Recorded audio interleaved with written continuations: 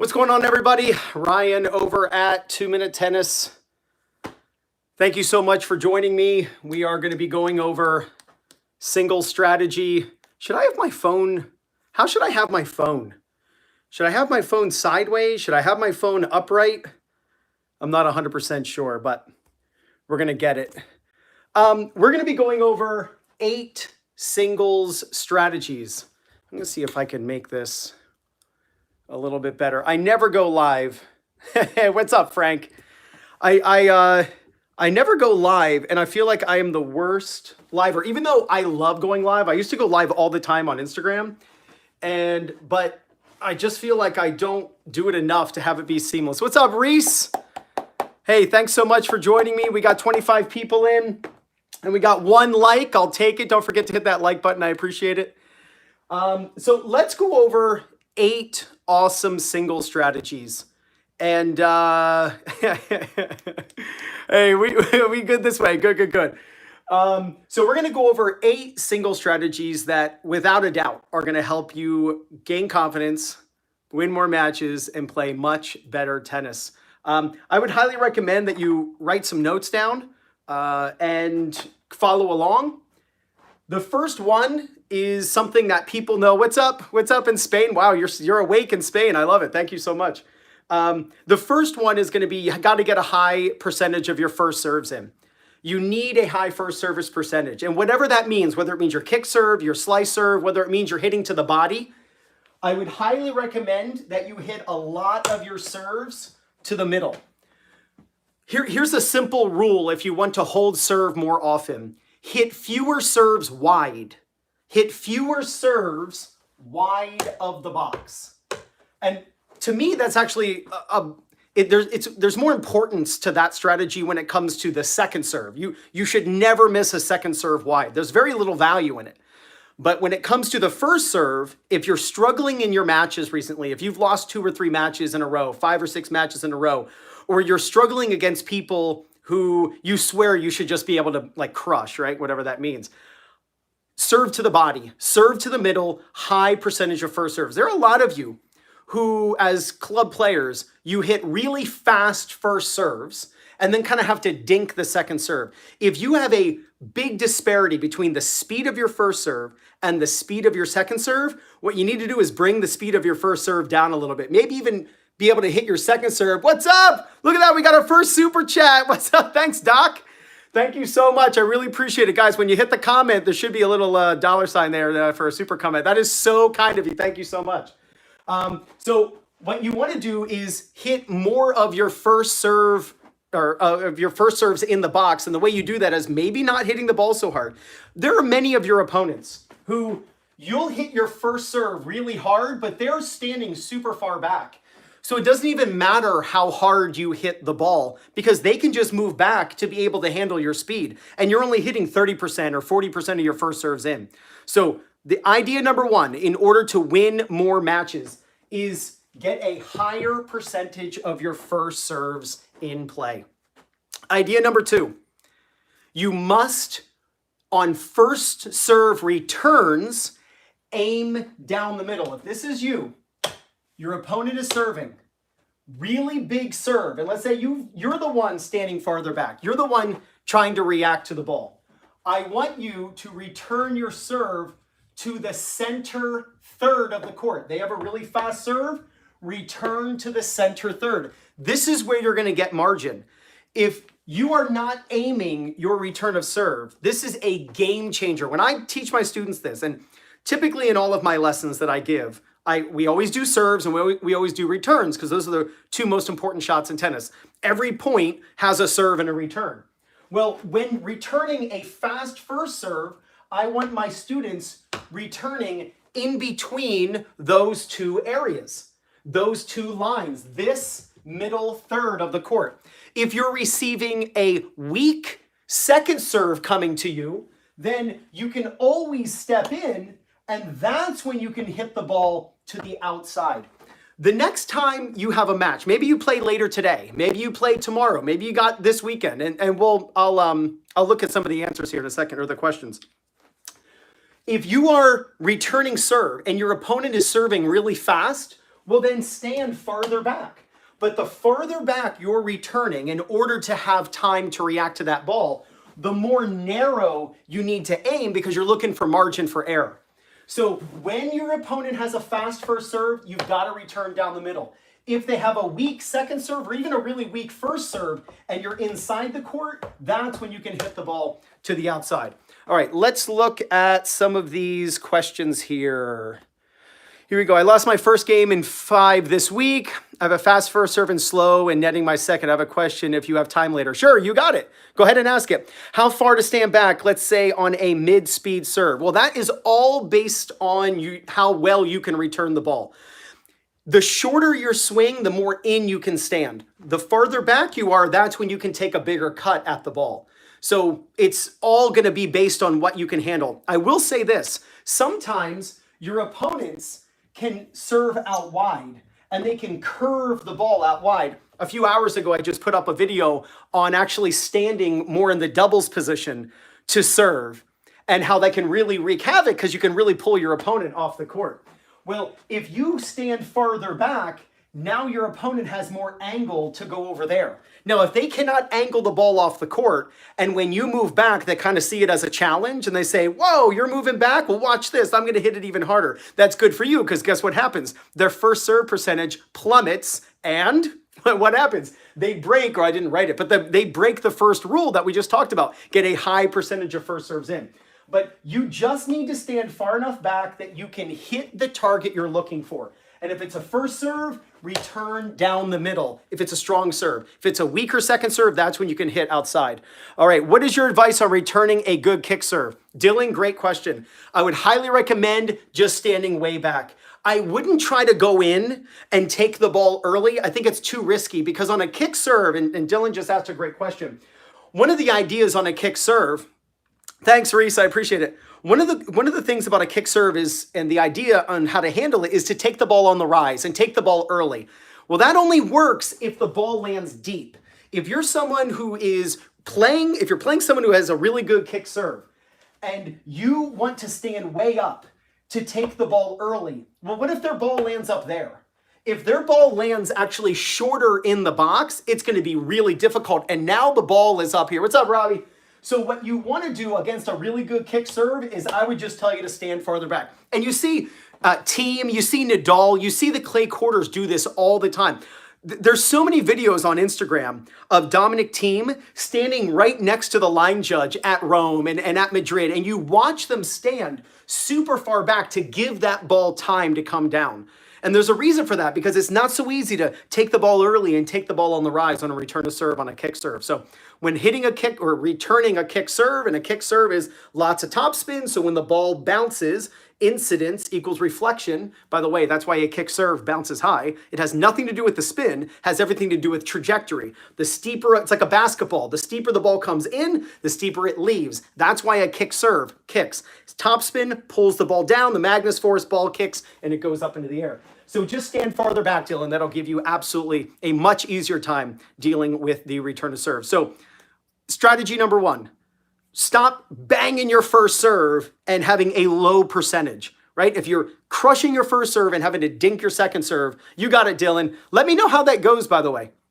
Send me an email, ryan@2minutetennis.net. Send me an email, Dylan, after you try it against, because you must have been playing someone with a kick serve. That's why you're asking the question. So you'll probably play them again, I would assume, or somebody like that. So try it, stand so much farther back. You'll even see the pros. They're returning serve like this. And then as the player tosses the ball, the opponent tosses the ball, they quick move back. And that's actually to kind of front like they're going to, and pretend like they're going to take it early. And then they get out of there and they can actually handle it a lot easier. All right, let's see what the questions are here. If you really did a great kick serve, should you move towards the net?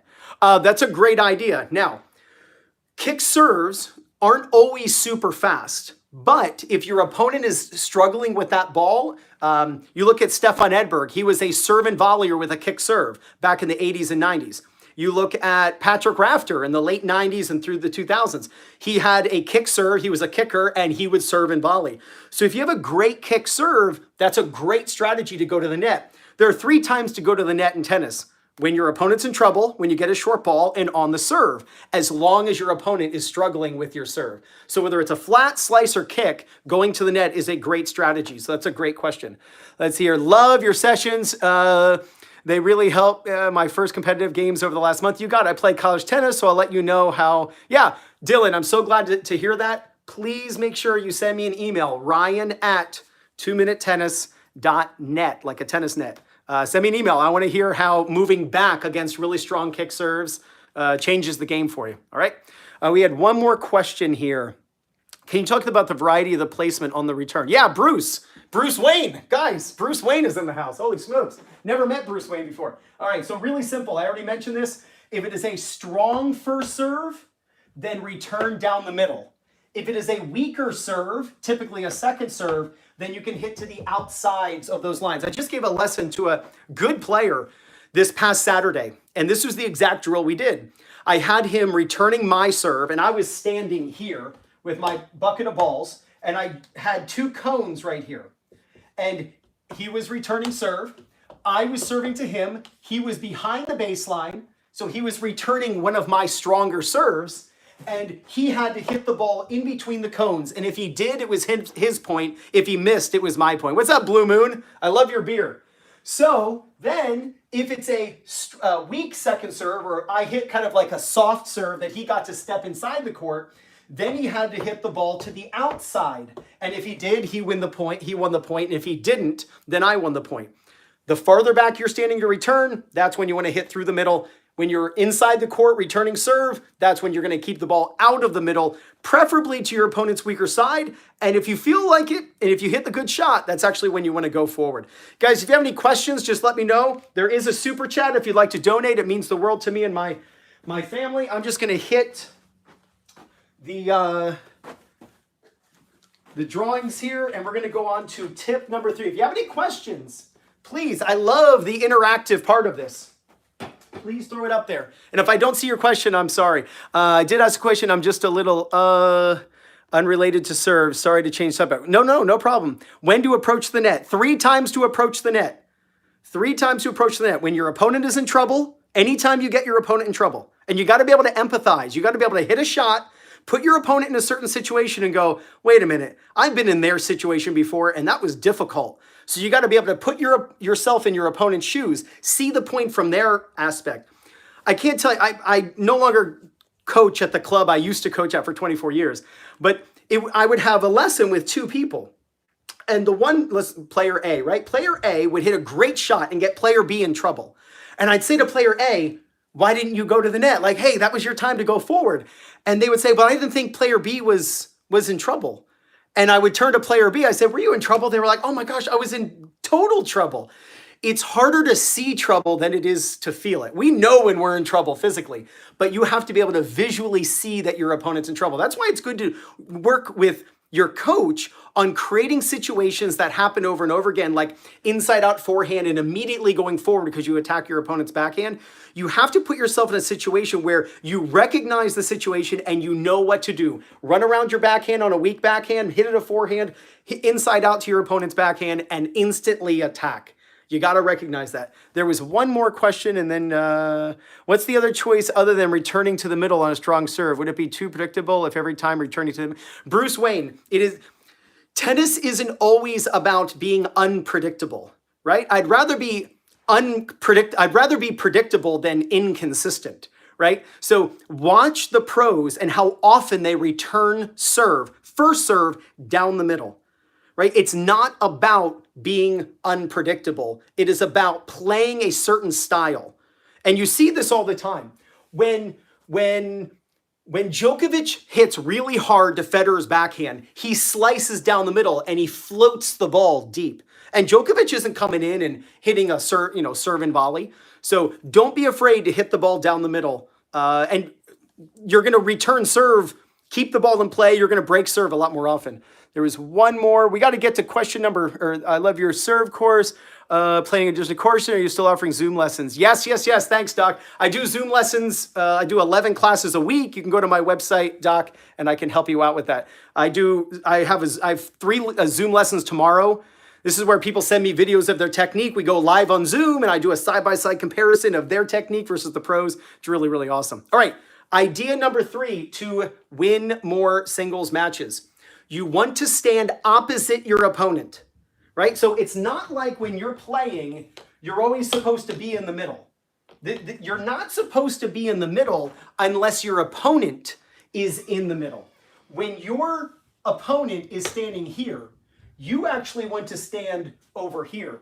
This is what I call seesawing. You know, as a kid, you have that, like at a park, there was a seesaw, and there was that thing where the one kid would sit here and the other kid would sit here and they'd go back and forth like this. Why? Because they were, evening out that board, right?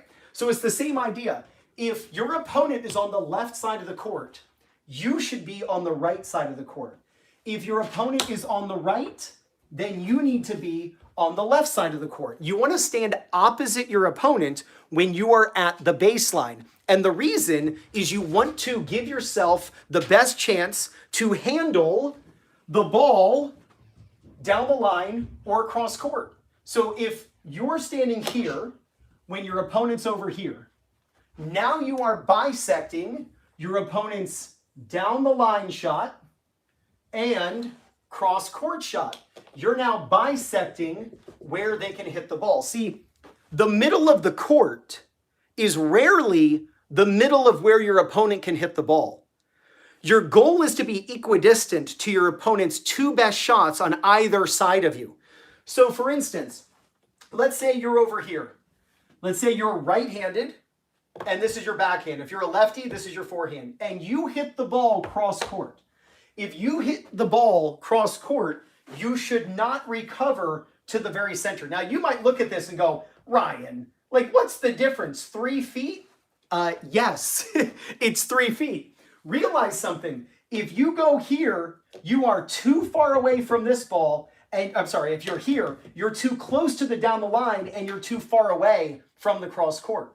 What you want to do is stand in the middle of where they can hit the ball. And then if they hit cross court, you move in at an angle because you want to cut off the cross court shot by moving perpendicular to the path of the ball. And if they hit down the line, then you can just move over. So that is the way you travel on a tennis court. If they're over there, you stand right here. Now, the same is true if you are in this position and you hit down the line. If you are here and you hit down the line, pulling your opponent here, well, then you shouldn't go here, nor should you go here when you recover. You got to recover over here. And the reason is you have to bisect where they can hit the ball. So they can hit the ball like that. They can hit down the line or across court. So you bisect, you stand in the middle. If they hit down the line, you go straight over. If they hit cross court, you move in at an angle to get that ball. A mistake that is very common, especially at the beginning stages of players learning how to play singles, is no matter where they hit the ball, they go to the very center of the court. You should be in the center of the court if it's the center of where your opponent can hit the ball. If your opponents can hit the ball equidistantly from one corner to the other because they're in the middle, that's when you should be in the center. If they're over here, you're slightly on this side. It's what I call seesawing. You want to be on the opposite side of the court as your opponent. Hold on just a second. How do you handle players who tend to push back with high balls? That's a great question. That's a great question. So the high balls, the moon ballers, those types of players, and let me clear my board here. Shout out to my kids watching, by the way. My kids are right now watching me live upstairs, and they're having a kick doing that. So I love you guys. All right. So I'm going to clear the board. If you have any questions, please feel free to ask them, and then I will see them. I saw somebody did a super chat, which means the world to me. So thank you so much. Super chat is where you donate to the channel and to me, and I really appreciate it. So when you comment, you'll see next to it, there's a way to super chat. Right next to it, you'll see the $sign. So how do you play people who are pushers? Well, the first thing is not to become a pusher yourself. What your opponents want you to do if you are a pusher is either hit really hard shots through the court, and then they just push, and then you hit hard shots through the court, they grab it, and then they push. Or they also don't mind if you become a pusher. Pushers are better at being pushers than you. Thank you so much, Frank. Oh, that's so nice of you. Thank you so much, Frank. That means the world to me. Thank you. Thank you, buddy. I appreciate it. So when you play against a pusher, you don't want them to stand behind the baseline. The farther back you push them, the more they're going to like it. They're going to like that trench warfare. What you actually want to do is you want to hit short. Pushers don't want to come forward. Pushers don't want to attack. They want you to attack. Pushers are also called counterpunchers. They're people who like to counter what you do. They want you to lead. If this was a dance, they want you to be the lead. They want to just play off of what you're doing. So you want to hit short and you want to bring them in. If you could hit a drop shot, and I'm not talking about, thank you so much, Danny. Thanks so much. I really appreciate that. It means the world to me. Thank you. Thank you. I like the emoji, that smile emoji. That was awesome. So when you hit the ball short, and it doesn't have to be this perfect drop shot. You're not trying to win the point. You're trying to get them off their spot. When you bring them into here, now all of a sudden they have a choice to make. They can either go back where they're comfortable, or they're going to get stuck here or even come forward. And now guess what? They're no longer a pusher. Now they are more of a conventional player. Pushers are pushers only behind the baseline. When you're playing someone who is a pusher and you pull them in with your shot, when you hit short on purpose and bring them in, now all of a sudden they are super uncomfortable. So that was a great question. I'm so glad that you brought it up. Please do not play the pusher's game. Hit short, bring them in. They're not going to just blast the ball for a winner. If they could do that, they wouldn't be pushers. They'd be all court players. They're a pusher for a reason. They don't like to be up in that situation. Okay. We got number 1, high percentage of first serves in. I challenge you to figure out how to get, this is going to seem weird, but how to get 80% of your first serves in. Try to figure that out, whether it's aiming to the body, maybe adding a little spin, right? Maybe hitting your second serve, like a kick serve as your first serve.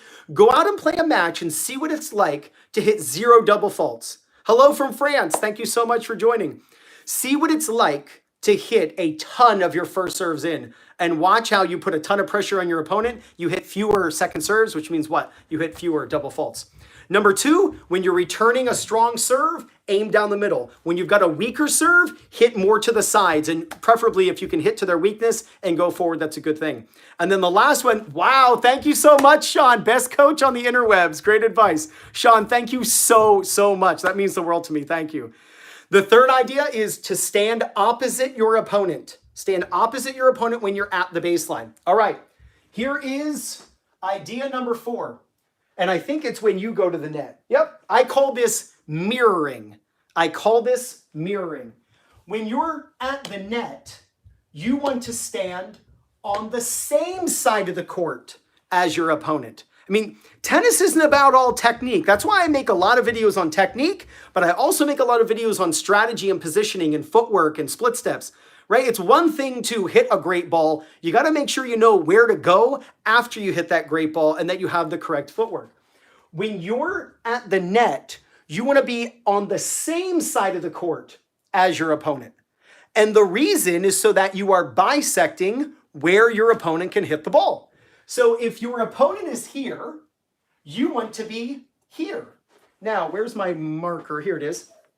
Now, when you're at the net, you're on the same side of the court as your opponent. Let's draw those lines again. Remember, your opponent can go for a down the line pass, and they can go for a cross-court pass. Well, guess what? You want to bisect where they can hit the ball. But here's the interesting thing. I'm going to extend that line.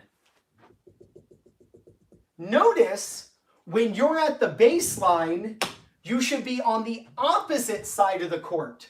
They're on the left, you're on the right. But when you're at the net, you should be on the same side of the court. But it's the same bisecting line. You're still standing equidistant. to the down the line passing shot and the cross court passing shot, which when you're handling a cross court pass, by the way, you need to make sure you move in at an angle. The reason is the shortest distance to a line is perpendicular to that line. So here is the path the ball is going to be taking. So you need to move in at an angle because that's the shorter distance. You don't want to go this way because this line segment is longer than that line segment. So you want to move in at an angle. Stand on the same side of the court as your opponent when you are at the net, and you will be passed less often. Same thing applies if your opponent's over here. Remember, you chase your opponent at the net. That's why I call it mirroring. Thanks, Ravi. I appreciate it. Great advice. Thank you so much. When you're at the net, you want to be on the same side of the court as your opponent for the same reason we just talked about. It's all about bisecting, not giving open court to your opponent. So they're here, they can pass down the line, and they can pass cross court. So you stand in the middle of where they can hit the ball. If you're at the baseline, you need to be here. If you're at the net, you got to be there. I'm sure you've noticed that when the opponents are at the net, or when in singles, when someone's at the net, they're always on the same side. Have you noticed in singles that the opponents are always on opposite sides of the court when behind the baseline? It's because they're trying to stay equidistant and bisecting where the opponent can hit the ball. So if you have any questions, feel free. We had a couple super chats, which was unreal. Thank you so much. Means the world to me. Always shout you out when you do that. So thank you. So we've got 4 ideas right now. 1 serve, 1 return. When you're rallying from the baseline, and when you are rallying from the baseline, where to stand, and when you're at the net, right? Number 5. This kind of goes hand in hand with what we just talked about. Let me actually, before I go any farther here, let me go to, it's actually further. Greetings from Kazakhstan, amazing. How close to the net should one be when approaching? Too close and I get lobbed, not close enough and I get passed. Yeah, so that actually is not a question about court positioning. That is a question on footwork. Let me see who asked that question. Neva, right? So best coach on the internet. Thank you so much, VB. I don't know if that's true, but I love it and I do my best. So thanks for watching. I appreciate it. So that is not a question that I think it's Neva. Yeah, Neva. That is not a question about court positioning. That's actually a footwork question. Here's the idea. You want to split step as your opponent hits the ball, and that takes care of where you are. If you get a short ball, here's what typically happens, right? Here's what typically happens. Players get a short ball, they attack, and they start going forward. Well, if they keep running and keep running and keep running, then the ball goes over their head. If they're afraid of that happening, then they stay back, and that's when they get passed. The key is actually split steps. Hello from Portugal, hello from Canada, thank you so much. Thank you, and we'll talk about all these questions. Don't worry, these are all going to be answered. I love it. So the idea with how close you should get to the net, it's as long as you split step, you'll be the right distance from the net. And then once you split step, the ball takes care of itself. If it's coming at you, you move toward it, and then you volley, and we'll talk about all those things. So let's go with the idea of you should hit the vast majority of your shots cross court. Here is idea number 4. When you are rallying, hit the vast majority of your shots cross court. Somebody just asked, when should you hit down the line? We'll talk about that. Cross court is the shot that is going to give you, hello from Libya, thank you so much. It's going to give you a bunch of advantages. First, you got it, Neva. When you hit cross court, you have the longer part of the court to hit into. Does anybody know, hey, you can't look this up on the internet right now, but does anybody know how long the tennis court is? How many feet the tennis court is? Anybody know? Anybody know? We'll see. Let's see, who knows how long a tennis court is?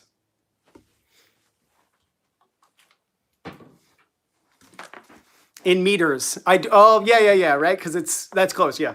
So it's 78 feet long. I only know it in feet, right? So, and it's a meter is about 3 feet around there. So how long is a tennis court diagonally? Do you know how long it is diagonally? Who knows? Who knows? Take a wild guess. It is not 23 meters. So it is not 78 feet. Anybody know? It is, yeah. So it's 78 feet long, Danny. How long is it diagonally from this corner to the opposite corner? This is one of the reasons why cross court, yeah, close. Not quite. Yeah, it's 82 and a half. So a tennis court is 4.5 feet longer. Yes, it is. Yeah, it is longer. Very good. Very good. So it is 82 and a half feet, is 4.5 feet longer diagonally, which means if you hit a ball down the line that lands a meter out, it would have landed in if you hit it cross court. So instantly right there, the shots that go long, just barely down the line, now go in. The net is also lower. Now, to me, that's not a big deal because I don't teach people to aim super low over the net. You should be aiming higher over the net based on where you are on the court. But you should understand that, yes, the net is lower in the middle, so then the ball is going to be, more consistent. The next idea is the court is wider. So it is very wide compared to down the line. Down the line is actually quite narrow, and it's actually very easy to hit into the alley if you try to hit wide. So by hitting cross court, you have a wider and longer distance. And last, you're not out of position based on what we just talked about in our previous ideas about bisecting where your opponent can hit the ball. If you want to run less, if you find yourself always running on a court, if you're like, man, that person always has me on the run, the reason is because you're hitting down the line too often. Players who hit down the line will run more than players who hit cross court. Here's the reason why. When you're here and you hit the ball cross court, remember when you're at the baseline, you need to bisect by seesawing. We just worked on this. So if your opponent's over there, you only have to go to here. That's a shorter distance to bisect the down the line and the cross court shot. If you had hit that same ball down the line, you hit down the line, now going to here is no good, and you can go to here if you hurt them. But if you don't hurt them and they're fine and they're going to go and crush a shot, especially if it's their forehand, if they're right-handed, and you're trying to get to here to bisect where they can hit the ball. If you only get to here, guess what? They're ripping the ball cross court, and then you're way off the court to get that ball. Trust me on this. The next time you go out and play, commit to hitting cross court the vast majority of the time. That, and somebody just asked this, that's what sets up hitting down the line. That's what sets up hitting down the line. Because now all of a sudden, you're here. Like, I'm a big fan of Zverev's, not his attitude, but his down the line backhand. I just love the look and the technique of his down the line backhand. So if you just hit cross court after cross court after cross court, now you've created a pattern in your opponent's brain, and they're like, oh, I'm ready for a cross court ball. And then the down the line is wide open because they're kind of leaning to the cross court. So hit cross court the vast majority of the time, and then you can also start to hit down the line sparingly as a way to make sure that you are keeping your opponent honest. But you got to set it up, because if you go down the line and you do not hurt yourself, if you don't hurt your opponent, you're going to be in major trouble. Let me see. I just saw something. Depends on where your opponent stands and where he struggles to return. Absolutely. Can you please give some advice on aiming when serving? Yeah. Is it Mr. S, I think, or me S? So here's an idea. I have a video on this. I think I made it maybe last fall, but I made a video on this on aiming and being accurate. Try serving from here. So let's say, where's my marker? Here it is. So let's say you're struggling with aiming. For any of you who are struggling with aiming on your serve, try standing, I don't know, 2 or 3, 4 feet from the net, like really close. And you can put a tennis bag here, you can put like a cone, whatever it is, and just serve and try to hit it. Just hit it. Just get a bucket of balls and just hit it. You can even take your hand and just throw at it first. And then serve, serve, serve. And then move back a little bit. And then serve. Hit to that cone. Then move back a little bit. Then serve 10 balls, 15 balls. Then move back. And then finally, after 50 or 60 balls, then move back to the baseline. You'll find that it's actually easier to hit your target by starting close, and then 10 balls, then 10 balls, then 10 balls, then 10 balls, then 10 balls, and then you're back behind the baseline. Doing that makes a world of difference. And when somebody tells me that they struggle with their aiming and they really struggle hitting their targets and their accuracy, I run them through that drill. In 50 balls, they feel so much more consistent. Let me see here. Oh, I guess the connection was a little bad. I apologize for that. I like to stay about a step behind the baseline when rallying cross court, and when given the opportunity to step 1 to 2 steps in front of the baseline, it goes down the line. Yeah. So the reason that's important is you want to go down the line when you can hurt your opponent. And I'm trying not to make this live last for 10 hours, but that is one of the times that you can step inside or go down the line. Is, remember, one of the ways to rob your opponent of time is to have a shorter distance that your ball has to travel. So if you're hitting cross court, and you can step inside the court, well, now the down the line is an option because you've set it up, you've done it enough, they're expecting a cross court, and then the down the line can hurt. Again, only hit the down the line when you can hurt your opponent, because if you cannot hurt your opponent with that shot, they have too much time to get it, now you're in major trouble.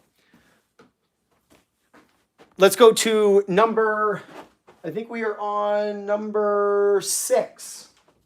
So here is idea number 6. And it is when you are at the net. We have 3 more ideas. Yep, 3 more ideas. When you come to the net, your opponent hits it short, or you get your opponent in trouble, or you serve and volley, we want to differentiate between low volleys and high volleys. What you do with the low volley typically, not always, but typically needs to be different than what you're trying to do with high volleys. When you're at the net and you are presented with a low volley, you want to do what's called HTL, hold the line, right? So when the ball is low to you, you want to keep your opponent in front of you. A mistake that is often made in club tennis is low volleys are hit cross court. When you hit a low volley cross court, you see Federer, and you'll watch a montage on YouTube of just amazing shots that Federer hits. He's got these little dink angles. Look, I don't know about you, but I can't hit those shots. So we want to play the percentages, especially with our level of play, as world-class top 100 in the world players. We want to give ourselves the best chance to win. So what happens is players hit cross court, and now they've given their opponent an easy down the line ball. Or you'll see this player come over here trying to bisect, and their momentum's going this way, so they get hit behind and they're wrong-footed. So on low volleys, keep the ball in front of you. When you keep the ball in front of you, now you're already in position. You're in position for your opponent's next shot. Low volleys, hit straight ahead or hold the line, right? When the ball is high, that is when you can go, it's a high ball, that is when you can angle the ball off, and you're trying to hit the ball in the service box and make it leave using the sideline. Don't hit high volleys through the baseline. If you have a high volley and you hit through the baseline, then it's too close for the opponent, and the opponent can hit past you. So low volleys, you're looking to hit deep. You want that ball to go deep. Oop, man down. High volleys, you're looking to hit short at an angle. Understanding and differentiating between those two. Low volleys go down the line. High volleys angle cross court. World of difference. All right, number 8. Your opponent comes to the net. So let me clear this off. If you have a question, go ahead. For all of you who did the super chat, it means the world to me. Thank you so much. So when you do a comment, it'll pop up. You can push the $ next to it. So thank you so much. When your opponent comes to the net, do not avoid them. It's so common that you see recreational players, the opponent comes in, let's say they approach your backhand, your opponent comes forward, and the idea behind what this player is trying to do is they're trying to avoid your opponent. You want to put this kind of in stone in your mind. When your opponent comes to the net, don't avoid them. When your opponent comes to the net, involve them. You're not playing Tim Henman. You're not playing Martina Navratilova. You're not playing the Bryan brothers. You're not playing Roger Federer. You're not playing John McEnroe or Boris Becker or Stefan Edberg. You're playing a non-professional tennis player who may be struggling with their volleys. So rather than your opponent is attacking you and you're off balance, and at best you're neutral and you're probably defensive, and then going for an offensive shot, if you're in a red situation, like green, yellow, red, if you're in a red situation, you don't want to go for a green shot, offensive. If you're in a red situation or yellow at best, go for a more neutral ball where you're just trying to hit the ball low to them. They would not be up there. They'd actually be up back here. Your opponent, when they come to the net, your opponent is generally around the service line. We think of the opponent as being super close when they come up. They're not. They're around the service line when we are making contact. So the goal is to give them the low volley. Half the time they're going to screw it up. The other half of the time they're just going to pop it up. And that's when you can come in with the weaker ball and then go for the passing shot. It's called the two-shot passing shot strategy. You pass them using two shots. First, you hit it low to flip it so that all of a sudden they were in control, and with one shot, you turned it where you are in control. Now they hit short and you come in and you go for the pass. If you stop trying to go for the passing shot the moment your opponent hits the ball, approaches, and instead just give them a low volley, just hit it right to them, and gravity and topspin will bring it down. A tennis ball doesn't travel like Superman or a plane or a bird. Like, it travels in an arc. The ball will travel like a rainbow. That ball is going to end up lower than net level. Most of the time, they're going to screw that up. The other time, they're just going to pop it up weak, and that's when you can actually go for the passing shot. Huge, huge difference. Balloon, give me 1 second. Just writing a note down is something I want to remember. So that strategy is a game changer. That is a really good one, by the way, when you're playing that pusher. When's the subscriber match against Essential Tennis? Pak Chu, I see your comments all the time. I appreciate it. You're a big supporter of my channel. Thank you so much. It'll happen at some point. I'll fly out to Milwaukee and play Ian. So the last idea of number 8, number 8 is, and I should have said this at the beginning, or more toward the beginning, is I want you on every single shot to aim a specific height over the net. So this is a game changer for players. And just answer this question. What percentage of the time when you are hitting back and forth with someone, let's just say it's you against your opponent, and you're just hitting back and forth, right? What percentage of the time are you aiming to a specific height over the net? It should be 100%. That doesn't mean you always hit your target 100% of the time. You know, that's like, what percentage of the time is Roger Federer aiming for the service box? 100%. 100% of his serves, he's aiming for the box. Does he hit 100% of his serves in? Of course not. We want to have our intentions, our aim, and then we're going to fall short of that, of course. But every time you hit the ball, you need to know exactly how high over the net you're trying to make that ball cross. And the idea is very simple. As you move back, aim higher over the net. And as you move forward into the court, aim lower over the net. Most players don't think of it that way. What most players do is as they move back, they hit harder to make up for the distance that they're trying to make that ball pass. As they move in, they often hit the ball slower so that the ball doesn't go out. Instead of changing the speed of your shot, change the height of your shot. This is one of those like brain explosion moments for people. And they become more consistent. They win a lot more. Now, I can already hear it's like, well, what if your opponent's at the net? Yeah, I'm going to recap at the end. Yep, don't worry. What if your opponent's at the net? And I'm going to be done in about 3 minutes, so thanks. What happens if your opponent's at the net?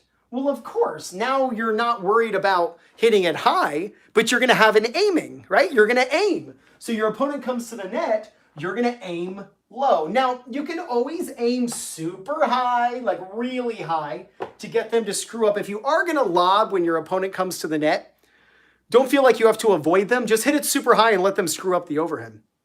By the way, with that topic, most people don't know the definition of a lob. Most people think the definition of a lob is a ball that goes over your opponent's head. A lob is not a ball that goes over your opponent's head and lands. A lob is just a high ball. Pushers, 12-year-old, 10-year-old tennis, well, is lob, lob, lob. There's nobody at the net, and they're lobbing back and forth. Don't think of a lob as a ball goes over your opponent's head and lands, because that's when you hit your lobs out all the time. Just let your opponent screw up the overhead. So your opponent comes in. If you are going to lob, hit super high. But every time you hit the ball, you need to aim to a specific height over the net. As you move back, generally, aim higher. As you move forward, aim lower. But if your opponent does come to the net, then you can hit the ball low over the net just to make sure that the ball goes low. All right, let's recap. I'm going to answer some questions. Thank you for the super chats. It means the world to me and my family, so thank you so much. Idea number 1. When you are serving, get a high percentage of your first serves in play. And the way you can do that, hit kick serves, hit slice serves, aim to the body. Whatever you have to do, don't miss wide. Play a whole match where you have 0 serves that land wide. None. You'll notice your percentage goes way up because all those serves that landed wide but it would have been in will be in because you're aiming more to the middle. So if you have to, aim to the center. Whatever you have to do, you've got to get a higher first serve percentage. See if you can get 7 or 8 out of 10 when you go out and play. I'm telling you, it will make a world of difference. And your opponents won't be able to attack it as much as you think they will. Number 2, when you're returning serve, if they have a strong serve, strong serves, or maybe it's a kicker that pushes you back on the second serve, whatever it is. If you're struggling with the return, aim down the middle.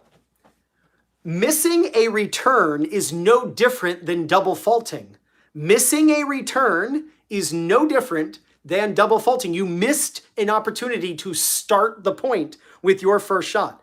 So when people say, hey, Ryan, I didn't have any double faults, in my mind, I'm like, did you keep track of how many returns you missed?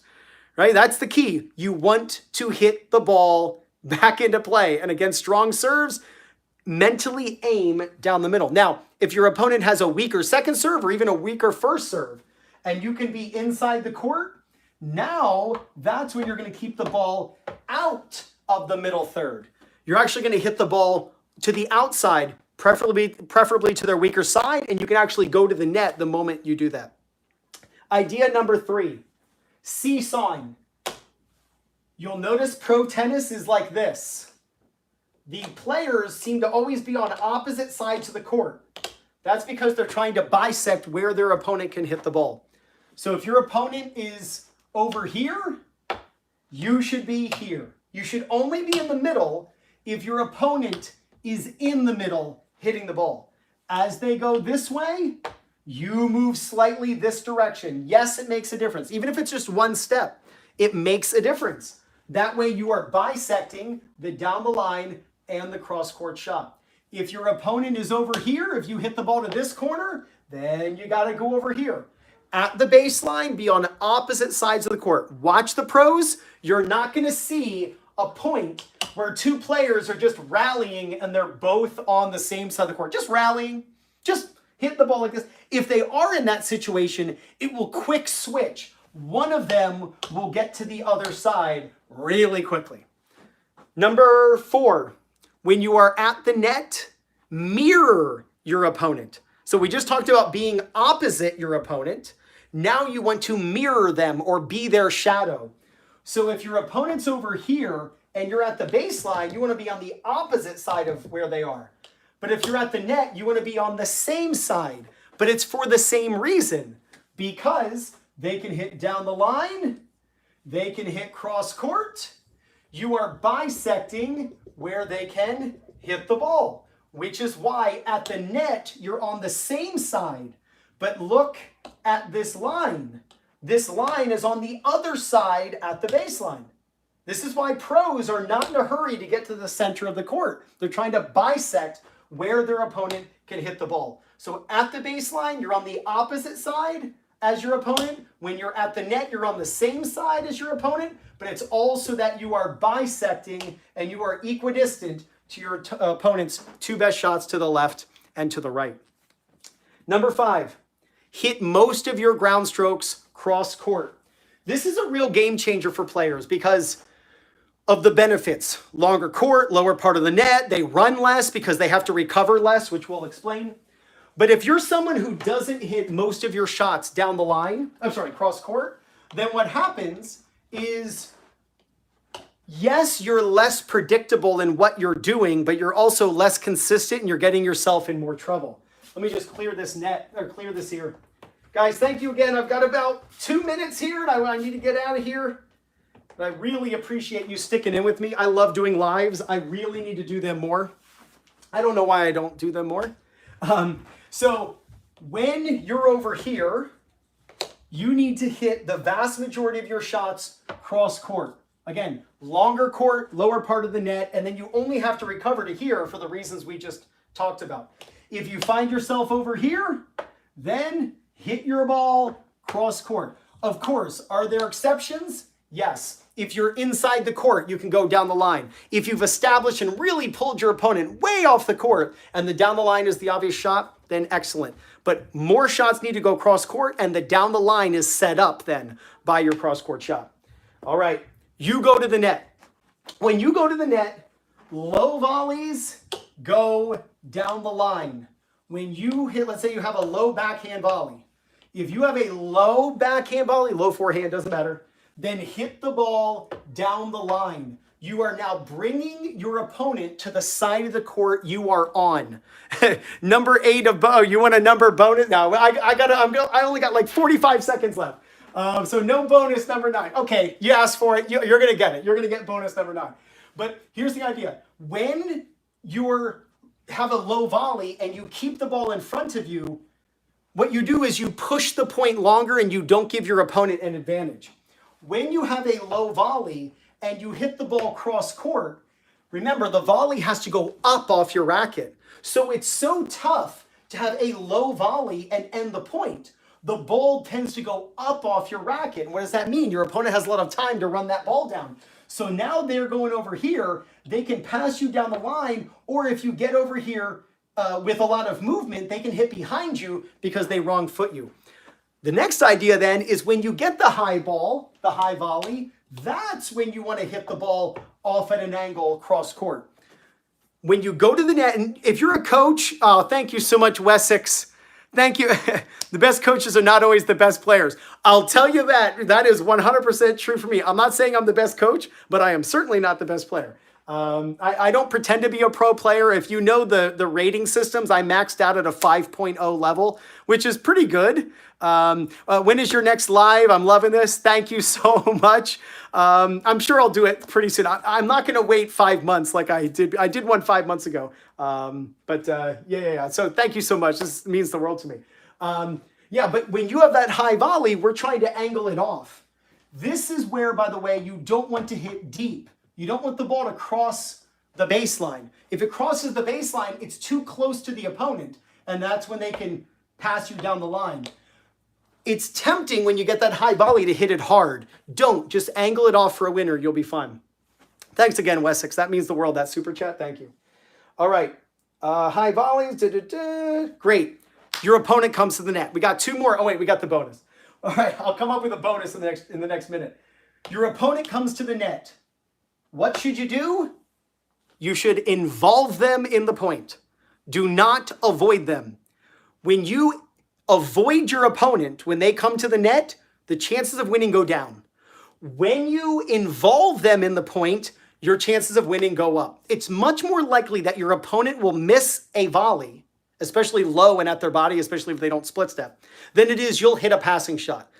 Oftentimes because we're in trouble when our opponent comes to the net. So when the opponent comes to the net, we're sprinting off the court in trouble and we're going for a winner. There's no reason to go for a winner. Give them a low ball. Will they win a lot of those points? Of course, going to the net is an advantage, but why not maximize what we can do and what we can win? So hit low to them, let them go for they'll hit a weak volley or half volley, and that's when you can go for the passing shot. Last one. Every time you hit the ball, have in your mind a height you are trying to hit over the net. As you move back, aim higher over the net. If your opponent hits short, move in and hit lower over the net. You see people all the time. The opponent, right? The opponent hits short, somebody comes in and they blast a ball. They blast a hard ball. And the ball goes out and the ball lands out. And they'll say, oh, I hit the ball too hard. If you've ever said that to yourself, if you come into the court and you hit the ball out and you said, oh, I hit the ball too hard, most likely you didn't hit the ball too hard. You hit the ball too high over the net for the speed at which you hit. You need to aim lower. So I tell people, pretend like they're a bunch of pigeons and you're trying to you know, you're trying to hit them off or whatever you got to do. Put some balloons on the net, tie balloons to a top of the net, and you got to just pop the balloons with your shot. Whatever it is, you've got to hit low over the net as you're stepping inside the court. Now, somebody was asking for a 9th tip. So here's a 9th tip that's going to help you with serve and volley. When you serve and volley, I wasn't planning on doing this, but let's add it. When you serve and volley, and you should serve and volley a few times every single match, one for the reps and get repetitions and get comfortable, and also it puts pressure on your opponent. What I like to tell people is, if you don't have mortar, don't build a brick house. The serve and the volley are the bricks. The split step is the mortar. If you don't split step, don't serve and volley. If you are notorious for not split stepping, then don't serve and volley.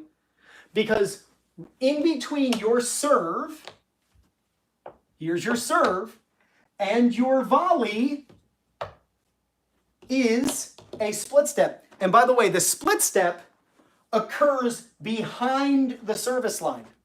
The split step occurs back here, because that's how far you'll go by the time the opponent makes contact with the ball. Now, you could hit a little bit of a helium serve, a helium balloon serve where the ball goes super, super slowly, and you can get all the way up there, but then the opponent's going to have no trouble with it whatsoever. So you're going to have to hit a pretty strong first serve that takes time away from you to get forward. So the split step happens here. So you should be working on your serve and volley, and you want to work on serving and moving in. It's what I call 1, 2, 3 split step. So you serve and you take 3 steps. Step number 1 is the landing. So you land and take 1, 2, 3, and then split step behind the service line. Hopefully you've hit a strong enough serve that your opponent can just blast it back. And then if you have a low volley, you hit it straight ahead. And if you have a high volley, if they're moving over, you can always hit behind them, or you could go for the angle. Thank you all so much. Let me see if I can thank, can I thank the people who did that? I don't know. I'm trying to see if I can thank those who, oh, AA Anonymous, thank you so much. Number 10, I can't go number 10. See those who did a super chat. Come on, YouTube, you gotta let me push the button and tap the button to see those who did it. So thank you all so much. I really appreciate it. If you have a question, feel free to write it in the comments. I think this is gonna go live. I don't know, meaning I assume this is gonna post, but we'll see. I always forget how this was, how these go. That was fun. I haven't played tennis in 10 years. Then YouTube recommends some of your videos. I got pumped and I actually start classes again tomorrow. Amazing, look at that. The videos are helping people get back into tennis. Pac-Chu, I really appreciate it. Thanks again. I miss a lot of my volleys, so I feel this as the opponent. Just hit it to me and you'll win the point. That is so much. It is true that the best coaches don't tell you what you want to do or like. I'm not sure what you're asking there. All I know is as a coach, I'm just trying to help people play their best tennis. Let's go for one more comment. What's up, Bilal? Love the live too. I always have notifications on. Great tips. Looking forward to our next Zoom lesson. Yeah, Bilal Tennis here. Great guy. He's out in Vegas right now. Yeah, I'm doing Zoom lessons with him. We just did his first session on his forehand. If you would like me to personally fix your technique once and for all, check out 2minutetennis.net and sign up for a live Zoom lesson. It'll be just like this, except we see each other and I'm talking to you. And I'm going to share my screen and put you side by side with the pros. You just send me technique. You can send me video of you playing a match. Maybe we can become friends or whatever that is on Swing Vision. And I can see all the matches that you're playing. And then I will strategize with you and watch your matches and come up with the exact strategies and the things that you're missing, things you can add. The results I'm seeing with my Zoom lesson students are unreal. And the way that I know, by the way, that they work is nobody ever takes just one lesson. I was giving a lesson to someone 2 Wednesdays ago. We were 15 minutes into our first Zoom lesson. He had bought one during a sale I was doing. And he bought one. 15 minutes in, he bought another 3. Oh, VB, thank you so much. Thank you so much for the super chat. That means the world to me. Thank you, thank you, thank you. Oh, that's awesome. Thank you, VB. That means, for all of you who have done the super chat, it means the world to me. Thank you so much. The reason I know that the Zoom lessons work is because people always come back for more, because the amount you learn is so much more than an in-person lesson. In-person lessons are great, but to be honest, the amount you improve for the money you spend doesn't even come close to Zoom lessons, where you and I can sit down, you'll see yourself, you versus Roger Federer, you versus Novak Djokovic, you versus Azarenka or Raducanu, whomever, right? When you get to see your technique versus the pros, man, what a difference it makes in your game. And we get to do strategy sessions on the board where you and I are talking. Let's say you play a match against someone you really struggle with, book yourself a Zoom lesson at my website, 2minutetennis.net. It's $120 for an hour. You get a recording of the whole thing.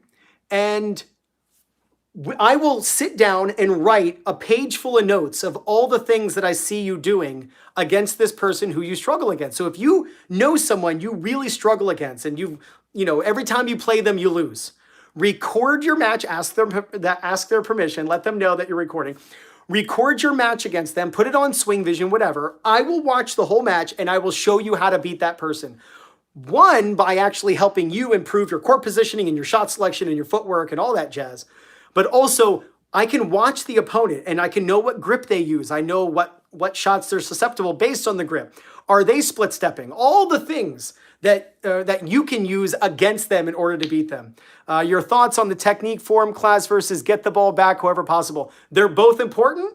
One is I got to win this match. That's just get the ball back in play. The other is how am I going to play my best tennis? Just getting the ball back into play is not going to help you play your best tennis. It'll help you win a match like today, right? Keeping the ball in play. But to play your best tennis, you can't just push the ball down the middle. So thank you all so much. I got to get going. This was so much fun. I'll talk to you all really soon.